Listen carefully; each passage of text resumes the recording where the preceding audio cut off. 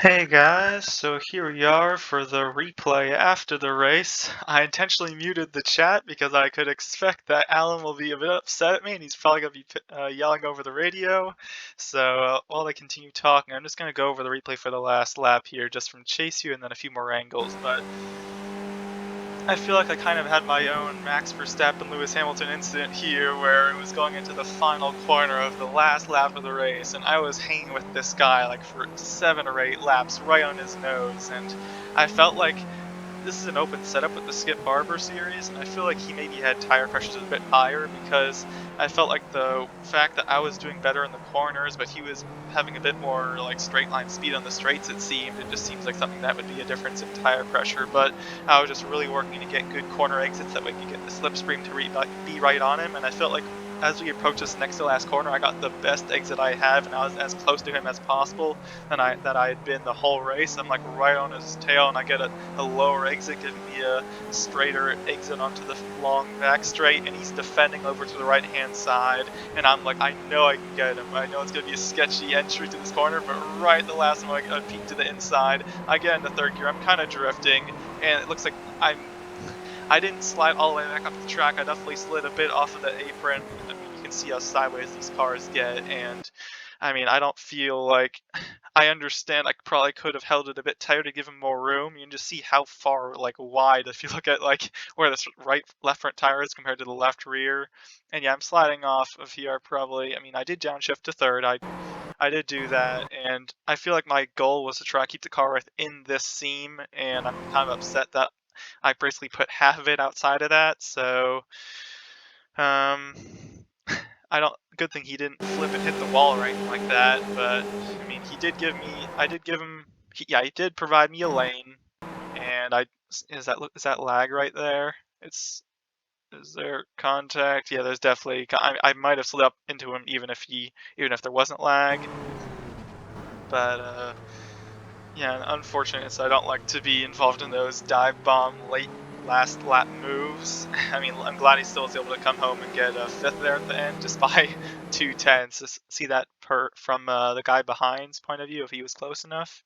Is he close enough to get a good view? He's pretty far back, but yeah, he's not really gonna see it. But as he comes to the finish line, he's like, "Oh, can I get this spot? Can I get this spot?" and loses it by 2 tenths. So, I mean, I saw an opening, and again, I'll see this from TV view, and I'll allow you guys to make your own decisions about, did I slap too much? Did I have the line, and I'm allowed to slap as much as I want? But let's even do TV1 here first.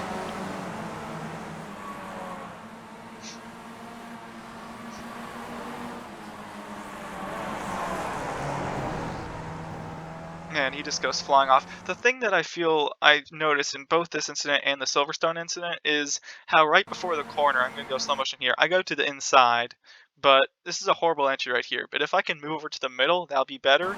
And not only that, but he kind of goes wide himself to allow me to move around over here. The thing is, I don't know if he's going to go wide. I don't know if he's going to enter middle to prevent me from going wider at all.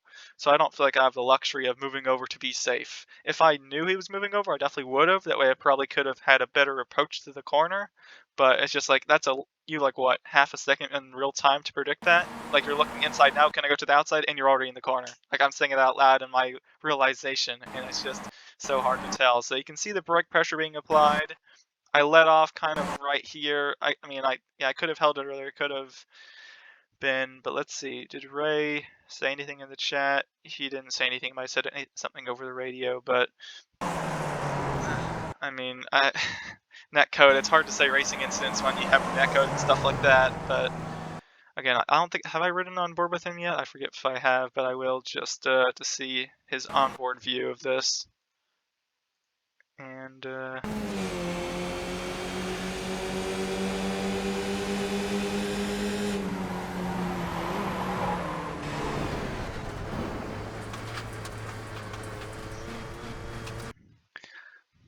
I mean, if he's looking alongside right here, he sees me in his mirror, and at least if we're judging alongsideness, by the time that we're into the corner, I mean, I do dive a bit deep, but I'm definitely alongside.